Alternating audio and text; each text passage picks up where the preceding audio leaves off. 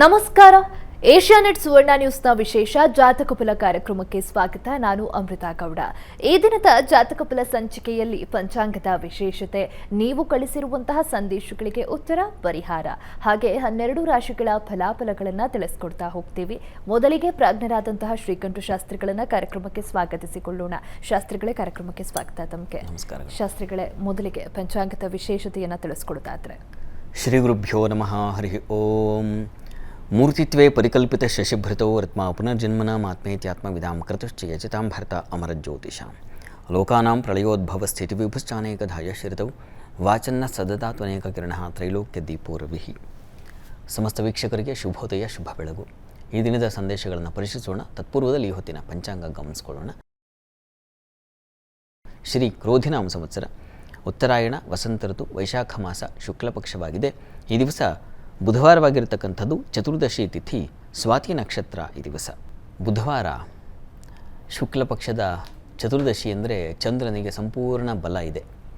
ಈ ಹೊತ್ತು ನಾಳೆ ನಾಳದ್ದು ಚಂದ್ರನಿಗೆ ವಿಶೇಷವಾದ ಬಲ ಇರುತ್ತದೆ.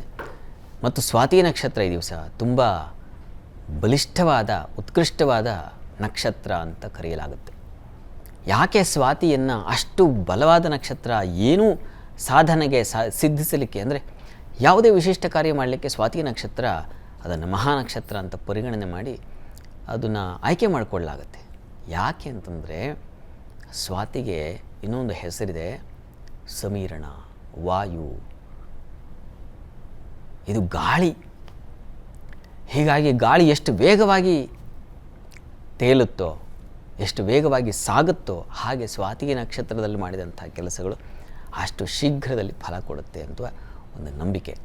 ಹೀಗಾಗಿ ಈ ದಿವಸ ಯಾವುದಾದ್ರು ಶುಭ ಕಾರ್ಯಗಳನ್ನು, ವಸ್ತುತಃ ಮೌಢ್ಯತೆ ಇದೆ, ಗ್ರಹಗಳಿಗೆ ಮೌಢ್ಯತೆ ಇದ್ದಾಗ, ಅದರಲ್ಲೂ ಶುಕ್ರ ಗುರು ಮೌಢ್ಯರಾದಾಗ ಸಾಮಾನ್ಯವಾಗಿ ಶುಭ ಕಾರ್ಯಗಳನ್ನು ಮಾಡಲ್ಲ.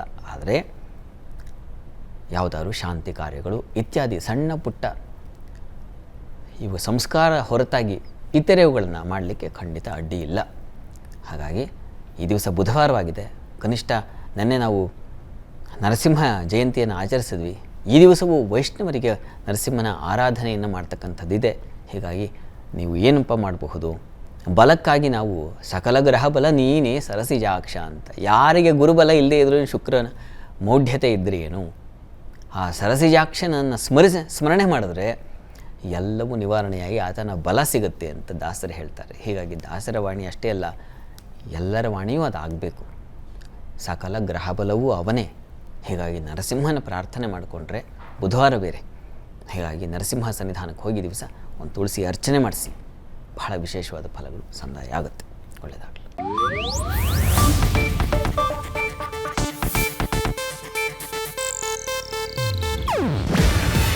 ಇದು ಏಷ್ಯಾನೆಟ್ ನ್ಯೂಸ್ ನೆಟ್ವರ್ಕ್ ಪ್ರಸ್ತುತಿ.